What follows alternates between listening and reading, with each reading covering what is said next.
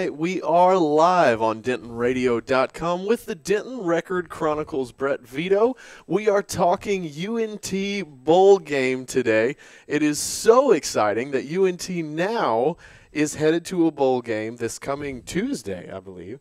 Right? Yeah, it's Tuesday the 27th. Oh, my gosh. So the man who predicted it last time that they were going to get in, and now you get to give us all the further insight now that we are actually here. Yeah, it's going to be interesting, that's for sure. This isn't something that's happened very often in North Texas history. This is going to be the 9th time North Texas has been in a bowl game. A lot of people remember the last time because it was just back in 2013. North Texas went to the Heart of Dallas Bowl, and now they're ironically heading back to the same place they played their last bowl game, which is really good for North Texas just because it's so close. You can get a lot of your fans there. There should be a lot of support. So, you mean the players, the coaches, are really excited about what they accomplished this year, considering it's the first season of a new coach. And now the question is how they will fare against Army. Which and Army we beat last time, right? Yeah, and that was one of the really surprising games in the season that really got North Texas to where it was going to be at the end of the year now. Because North Texas was a huge underdog going into that game. Nobody expected them to win that game, least of all me. I mean, they were going to New York.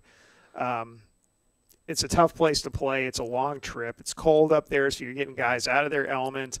Army's pretty good this year. They were, I think, an 18-point underdog by most Vegas odds, and somehow they went up there and managed to pull it out.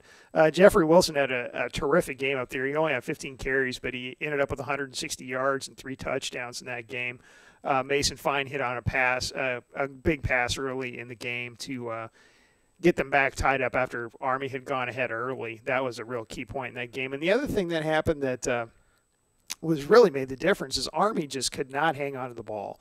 They fumbled it 7 times. They lost 3 of them, got into a position where they had to throw the ball, which they don't do, and then they ended up throwing 4 interceptions. So they turned it over 7 times, and that was really the difference in the game in a 35-18 win for North Texas. Now the question is, can North Texas come anywhere close to, duplicating that kind of performance? And that'll be what'll be interesting to see. Yeah. Well, it's going to be an exciting game, I think, to see. UNT beat them last time, but man, there were some mistakes on the side of Army, so I think this is going to be a really competitive deal. Yeah, I mean I would expect so. I think Army, and the odds don't particularly mean anything in these kinds of situations. Bowl games are all about who's happy to be there and who's going to show up to play. Then you see that throughout the bowl season, and so much of it is based on motivation and who decides they want to come play. But Army, I think, is about a touchdown favorite most places I've seen. I mean, it makes a little bit of sense. Army's coming in off that huge win over Navy, which they hadn't beaten Navy in 14 years. I mean, they'd lost them 14 straight times. Navy was ranked 25th, and somehow Army went in there and was able to win that game. So they come in with a lot of momentum.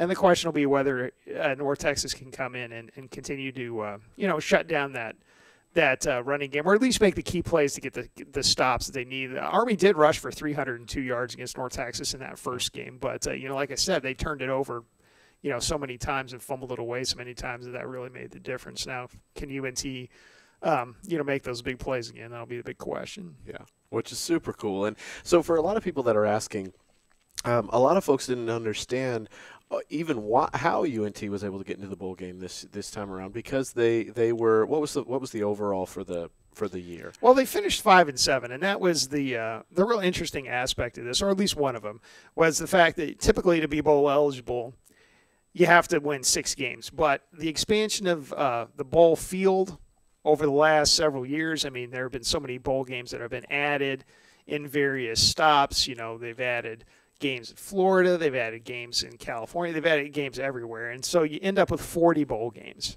So there's 40 bowl games, and there's only how many ever teams out there in Division I. It keeps going up every year. I think it's up to 128. Wow. So if you don't get enough teams to get to 6-6, the NCAA looked at it a few years ago and they said, okay, well, you take 5-win teams if you can't fill the field. Well, so then you saw some teams that would get picked based on the size of your fan base, because that's what bowls want. They want people to show up because that drives their ticket sales. It drives, the money that they make, whether it's for a charity or for their bowl foundation or for whatever. Well, the NCAA looked at it and said, well, this isn't really great because, every 5-7 team that gets picked, is an SEC team, a Big 12 team, whatever, that has a huge fan base. And they said, well, there's probably a better way to do this. So they decided to base it on academic progress rate report scores. And basically all that is it's a measure of how schools fare in keeping their student athletes in school and eligible.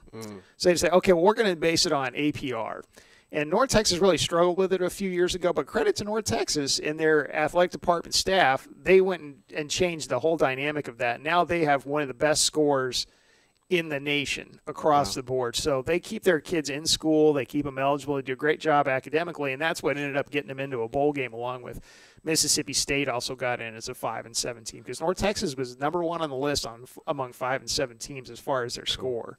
That's awesome. Yeah, it really was nice. It was great. It was great publicity for North Texas, and it got them to a bowl game. And bowl games are so critical because essentially you get an extra spring practice. I think you get 13 or 15. I can't remember the exact number, but you get that many extra practices. Well, you prepare for your game, but you're also preparing all your young players who are going to be maybe not stars this year, but down the line, these are going to be key guys for you. So you work a lot with your young freshmen that you're redshirting, your young freshmen that are playing, your sophomores, guys that are going to be key players are going to step in for your seniors who are going out this year or next year.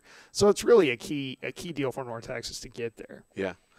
Super, super cool. Somebody came up to me the other day and said, man, I can't believe UNT got in on grades. What do grades have to do with college football? And I was like, it's college football. So it really was great to see all of that wonderful press about UNT, both for football and for academics. So it was really exciting. And I think either way, the fact that we got to a bowl game on what should have been such a rebuilding year is such a cool deal. Well, what other insights do you have for us going into this game and the rest of the bowl season? Well, I mean, it's just going to depend on how things shake out in terms of their quarterback situation. I think one dynamic that's going to be interesting in this game is that North Texas, the first time they played them, that was early in Mason Fine's tenure as a starter at North Texas, because North Texas started out with Alec Morris, their transfer from Alabama, a graduate transfer, one-year player. They immediately turned to Mason after the first week of the season, and he did a great job getting North Texas to where it's at. But he ends up being getting hurt late in the year against Western Kentucky. He ends up getting a shoulder injury. Now the question is, has he had enough time to heal to where he'll be able to play in the bowl game? And it doesn't look like he will. I mean, we'll find out a little bit more as we get closer to the game. They'll have some availability this week where we can go and talk to the players and the coaches and things like that. But where it stood last time I talked to him was that Mason, he can throw, he would be available, but he just can't go through a full practice and throw in the team periods and things like that where you really prepare for your opponent. So they're thinking that probably they'll start Alec Morris again in the bowl game. So that'll be a little bit different because Mason threw for 118 yards and a touchdown. 118 yards, yeah, with an interception and a touchdown last time when they played Army. And the question is, does Alec Morris step in again this week? Does he continue to play well like he did against Southern Miss, because he did play pretty well late in the season in that win?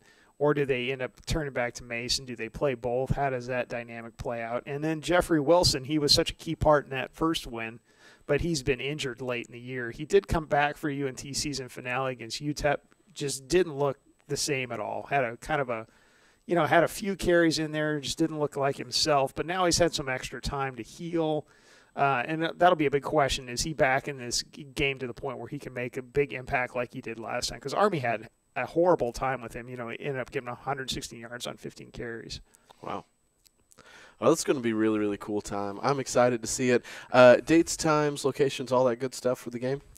Well, it's going to be on Tuesday the 27th, and, it's nice for us because it's an early game. It's a morning game, which makes it a lot easier to get more stuff into the paper the day after. But like I said, it'll be Tuesday at 11 a.m. kickoff down at the Cotton Bowl there, a real historic stadium. So that will be when it will all go down, and we'll be down there to see it happen. That's exciting.